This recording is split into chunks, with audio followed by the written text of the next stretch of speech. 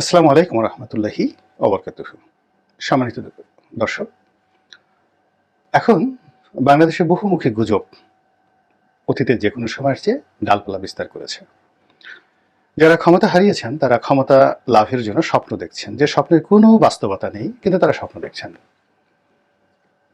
যারা হিন্দু সম্প্রদায়ের লোক রয়েছেন তাদের মধ্যে বিভিন্ন গ্রুপ উপগ্রুপ হয়ে গিয়েছে। আওয়ামী লীগের যে সকল লোক আন্ডারওয়ার্ল্ডে চলে গেছেন, তাদের টাকা পয়সা সহায় সম্পত্তি তারা চেষ্টা করবে তাদের দলের জন্য খরচ করার সুযোগ খুঁজতে। তারপর দীর্ঘদিন যাবৎ আমি আওয়ামী লীগের অনেক বড় বড় নেতার সঙ্গে কথা বলেছি। তারা কিন্তু আওয়ামী লীগের নেতাকর্মীর চাইতে, সেনাবাহিনীর চাইতে, পুলিশ বাহিনীর চাইতে দুটো জিনিসকে মনে করতো যে তাদেরকে ক্ষমতায় টিকে রাখার জন্য বা তাদের নিরাপত্তার জন্য এটা নিয়ামক। এই দুটো জিনিসই তাদেরকে টিকিয়ে রেখেছে এবং আগামী দিনগুলোতেও তারা এই দুটো জিনিস নিয়েই বেঁচে থাকতে পারবে। তাদের প্রথম স্লোগান ছিল, যতদিন শেখ হাসিনা আছে বা শেখ হাসিনার হাতে বাংলাদেশ, ততদিন তারা নিরাপদ, দেশ নিরাপদ। ফলে শেখ হাসিনাকে তারা 100 বছর বাঁচিয়ে রাখতে চেয়েছিল, 100 বছর ক্ষমতায় রাখতে চেয়েছিল এবং সে 1000 বছর বেঁচে থাকুক, এইরকম একটা ফোবিয়া, ঠিক ফোবিয়া বলতে এটা ভীতিকর একটা অবস্থা বলা হবে, ফোবিয়া না, ঠিক একটা আশাবাদ তাদের মধ্যে ছিল। দ্বিতীয়, তারা মনে করতো যে ভারতের একটা ব্ল্যাঙ্ক চেক তাদের হাতে আছে, সর্বাবস্থায় ভারত শেখ হাসিনার সঙ্গে থাকবে, আওয়ামী লীগের সঙ্গে থাকবে এবং শেখ হাসিনাকে কেন্দ্র করে যদি বাংলাদেশের কোনো মহল, দেশি এবং বিদেশি, ন্যূনতম কোনো যাকে বলা হয় অপতৎপরতা চালায়, তাহলে ভারত এখানে সৈন্য সমাবেশ করবে, সৈন্য পাঠাবে এবং যাকে বলা হয় শেখ হাসিনাকে রক্ষা করবে। তো এই সকল কথা আমি 2009 সন থেকেই শুনে এসেছি, কিন্তু আমি তখনই বলেছি যে এটা কিন্তু ঠিক নয়। ঠিক নয় এই কারণে, বঙ্গবন্ধুর সঙ্গে ভারতের সম্পর্ক খুবই খারাপ ছিল এবং বঙ্গবন্ধু একান্তে যখন ইন্দিরা গান্ধীর সম্পর্কে কথা বলতেন, তিনি মাগি ছাড়া কোনো শব্দ উচ্চারণ করতেন না, বলতেন ওই মাগি, এইরকম অবস্থা। বঙ্গবন্ধুর সঙ্গে যারা খুব নিকটজন ছিলেন, এখনো 2-4 জন জীবিত আছেন, ইচ্ছা করলে কথাটা শেয়ার করতে পারেন। আবার ইন্দিরা গান্ধী বাংলাদেশ সম্পর্কে তার যে সিদ্ধান্তটা কেমন ছিল, সেটি তৎকালীন যে সেনাপ্রধান জেনারেল মানেকশ, তার বইতে তিনি এটি চমৎকারভাবে উল্লেখ করেছেন। আর কিছু কথা তিনি বিভিন্ন জায়গাতে বলেছেন এবং বিভিন্ন সামরিক মাধ্যমে এটি এসেছে, যে তোমাকে যে কারণে পাঠালাম, ইন্দিরা গান্ধীর বক্তব্য, যে কারণে পাঠালাম সেই কারণটা না ঘটিয়ে তুমি একটা দেশকে স্বাধীন করে দিলে। ফলে বাংলাদেশকে স্বাধীন করে দেওয়া এটি ইন্দিরা গান্ধীর মাস্টার প্ল্যানে ছিল না। এখানে একটি অরাজক পরিস্থিতি হোক বা এখানটা দখল হয়ে যাক, একটা প্রদেশ তৈরি হোক, সিকিম হয়ে যাক, এটাই ছিল কিন্তু যাকে বলা হয় ইন্ডিয়ার একটা মাস্টার প্ল্যান। ফলে এই বাংলাদেশ নিয়ে যে সকল সামরিক কর্মকর্তা খুব বীরত্ব দেখিয়েছিলেন, তারা সবাই কিন্তু ইন্দিরা গান্ধীর রোষানলে পড়েছিলেন। তার ফলে কি হলো, 16ই ডিসেম্বরের পর থেকে বাংলাদেশের রাজনীতিতে বঙ্গবন্ধুর আগমন, সরকার গঠন, এই সব কিছুই ছন্ন ছাড়াভাবে হয়েছে, যার সঙ্গে ইন্ডিয়ার কোনো মোরাল সমর্থন ছিল না। তারা মানে না পারে খেতে, না পারে বমি করার জন্য, ঠিক এরকম একটি অবস্থা তৈরি হয়েছিল। আজকে শাহাবুদ্দিন চুপ্পু আমাদের প্রধান, মানে আমাদের এখন যে রাষ্ট্রপতি, তার জন্য এই যে কর্মকাণ্ডগুলো, যে অবস্থা তৈরি করেছে, অর্থাৎ ফর্মালি তাকে সবকিছু করতে হচ্ছে, কিন্তু তিনি একটি অন্তর থেকে করতে, মানে তার জন্য এক একটা মুহূর্ত বঙ্গভবনে যাচ্ছে একটা দুঃস্বপ্নের মতো। ঠিক তদ্রূপ 1972 থেকে 75-এর 15ই আগস্ট পর্যন্ত সব কিছুই ভারতের জন্য একটা দুঃস্বপ্ন ছিল। বাংলাদেশে যা কিছু ঘটছে, এবং ভারত কখনোই চায়নি আওয়ামী লীগ সরকার সফল হোক, এটা বঙ্গবন্ধু জানতেন এবং এই কারণে তিনি প্রাণান্ত চেষ্টা করেছিলেন ভুট্টোর সঙ্গে বন্ধুত্ব করার জন্য এবং ওআইসির মাধ্যমে ইসলামী দুনিয়াতে একটা বন্ধুত্বের বলয় তৈরি করার জন্য। তিনি জানতেন যে তখন মার্কিন যুক্তরাষ্ট্র তাকে গ্রহণ করছে না, যদিও তিনি সারা জীবন কিন্তু আমেরিকান লবির মানুষ ছিলেন। এটা বুঝতে হবে। বঙ্গবন্ধু হোসেন শহীদ সোহরাওয়ার্দী সারা জীবন আমেরিকার লবির মানুষ ছিলেন, কিন্তু তখন এই যে ভারতের যাকে বলা হয় মুক্তিযুদ্ধে অংশগ্রহণ এবং পাকিস্তানের সঙ্গে সম্পর্ক নষ্ট হয়ে যাওয়ার কারণে এই বাংলাদেশ নিয়ে আমেরিকার যে পলিসি এতটা পরিবর্তন হয়, বঙ্গবন্ধু তার সারা জীবনের রাজনীতির যে কানেক্টিভিটি সেটা দিয়ে আমেরিকার সাথে সুসম্পর্ক স্থাপন করতে পারেননি।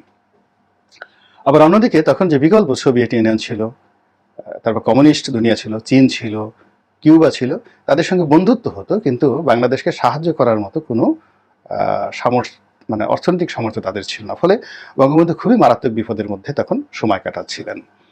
তো এরই মধ্যে যখন পরিস্থিতি নিয়ন্ত্রণের বাইরে চলে যায়, বঙ্গবন্ধু শক্তি প্রয়োগ করতে থাকেন, অনেক দেশীয় এবং বিদেশি তিনি রাজনৈতিক শক্তি, সামরিক শক্তি তৈরি করে ফেলেন।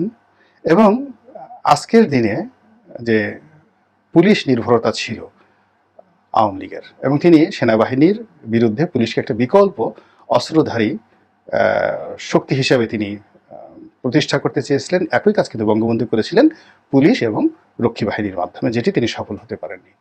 ফলে ৭৫-এর যে নির্মম হত্যাকাণ্ড, তার সঙ্গে আমেরিকার এবং ভারতের সংযোগ ছিল, সমর্থন ছিল। এটা আওয়ামী লীগের যত বুদ্ধিজীবী লেখক সবাই শুধু বলেননি, চমৎকারভাবে তথ্য প্রমাণ সহ লিখে গিয়েছেন।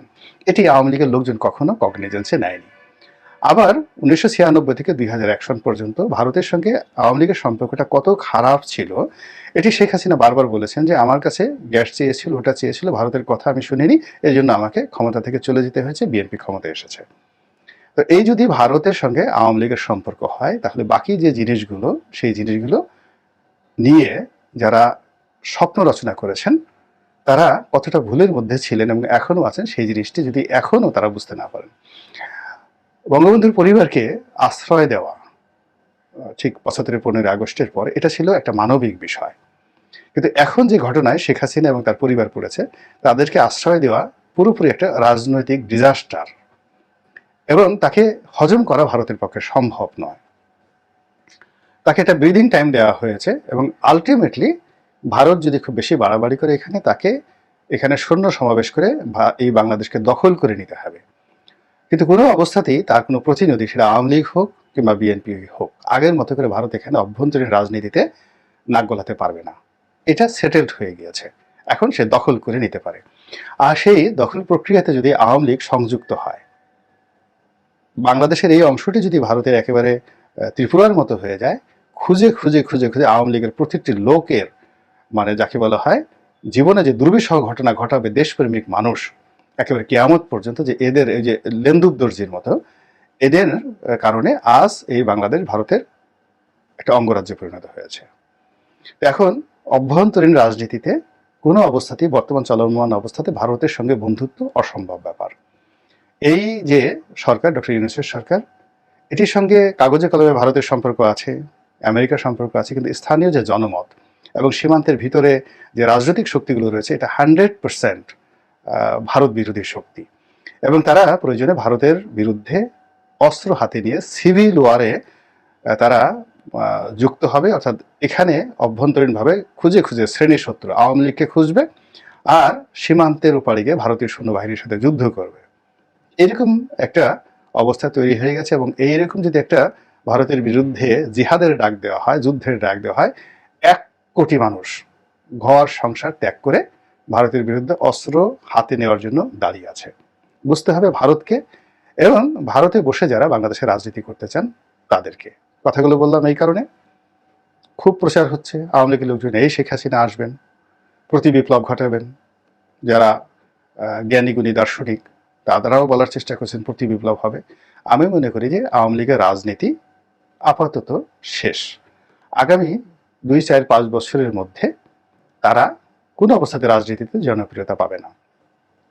যদি বর্তমান সরকার একটি নির্বাচনের দ্বার উন্মুক্ত করে দেয়, যেভাবে অতীতে শহীদ প্রেসিডেন্ট জিয়াউর রহমান তাদেরকে একটা সুযোগ দিয়েছিল ৭৯-র নির্বাচনে, তারপরে 2টো নির্বাচন, সংসদ নির্বাচন এবং প্রেসিডেন্সিয়াল নির্বাচন, ওইরকম যদি একটা সুযোগ তাদেরকে দেওয়া হয়, তাহলে 1978 সনে 79 সনে তাদের যে অবস্থা তৈরি হয়েছিল ঠিক একই অবস্থা এই বাংলাদেশে তৈরি হবে। অর্থাৎ বর্তমান সরকার যদি স্পেশাল প্রোটেকশন দিয়ে চায় যে আওয়ামী লীগ বাংলাদেশে রাজনীতি করবে এবং নির্বাচন করবে, তো সেক্ষেত্রে বড় জোর 25 থেকে 30টি সংসদীয় আসন তারা পেতে পারে। আর যদি প্রেসিডেন্সিয়াল ফর্ম অফ গভর্নমেন্টে চলে যায়, তাহলে আওয়ামী লীগের পক্ষে রাষ্ট্রপতি পদে দাঁড়ানোর জন্য লোক খুঁজতে খুঁজতে যান বের হয়ে যাবে, লোক খুঁজতে খুঁজতে। এবং শেখ হাসিনা বা জয় যদি পদে দাঁড়ান, কিংবা শেখ রেহানাকে যদি দাঁড়ানো করানো হয়, তাদের ইমেজ এখন এমন একটা পর্যায়ে চলে গিয়েছে যার ফলে তাদের জামানত বাজেয়াপ্ত হবে রাষ্ট্রপতি পদে যদি তারা দাঁড়ান। আর যদি পার্লামেন্টারি ফর্ম অফ গভর্নমেন্ট থাকে, তো সেক্ষেত্রে 25-30টা যদি ফেয়ার ইলেকশন হয়, 25-30টা সিট তারা এভাবে পাবেন। এবং এভাবে ধীরে ধীরে আগামী 20 বছর বসে তাদেরকে রিনোভেট করতে হবে এবং ভালো কিছুর আশা করা যেতে পারে, নট বিফোর 20 ইয়ার্স। কিন্তু এর আগে যদি কেউ তাড়াহুড়া করে, বেশি কথা বলে, বড় স্বপ্ন দেখে, তাহলে এখন যে সমস্যার মধ্যে আওয়ামী লীগের নেতাকর্মীরা আছেন, তাদেরকে আরও বিপদ এবং বিপত্তির মধ্যে পড়তে হবে। এরপরে শেখ হাসিনার বয়স এখন 80 বছরের মতো। তিনি দেশে আসবেন, রাজনীতি করবেন, এটা তো একেবারে অসম্ভব একটি বিষয়। ভারত তাকে বাংলাদেশে যদি প্রত্যার্পণ করে, এটা অস্বাভাবিক কিছু নয়। তাকে জেলখানায় যেতে হবে এবং জেলে মরতে হবে, এবং এটি তার জন্য সম্মানজনক হবে যে তিনি দেশের মাটিতে মরতে পারেন।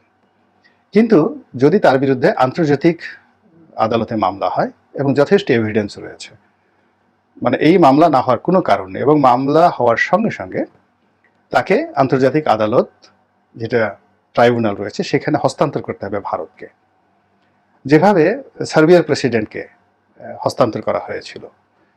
তো ক্রোয়েশিয়া, সার্বিয়া এবং বসনিয়া হার্জেগোভিনা যে ত্রিমাত্রিক যুদ্ধ হয়েছিল, সেখানে সার্বিয়ার যে প্রেসিডেন্ট যে নির্মম নিষ্ঠুরতা চালিয়েছিলেন এবং তার বিরুদ্ধে আন্তর্জাতিক আদালত হেগে যে বিচার হয়েছিল, ঠিক একইভাবে বাংলাদেশের এই শেখ হাসিনা রেজিমের বিরুদ্ধে যে বিচার প্রক্রিয়ার চেষ্টা চলছে সরকারের পক্ষ থেকে এবং বিভিন্ন দেশি বিদেশি সংস্থার পক্ষ থেকে, তাই যদি হয় তাহলে তাকে আন্তর্জাতিক আদালতে হস্তান্তর করা হবে। এবং সেক্ষেত্রে আদালতের রায়ে তিনি খালাস পাবেন, বাঁচবেন, মরবেন না কি হবে না হবে সেটা আর একটা বিষয়, যেহেতু সেটি আইন আদালতের বিষয়, আমি ওটার পরিণতি বললাম না।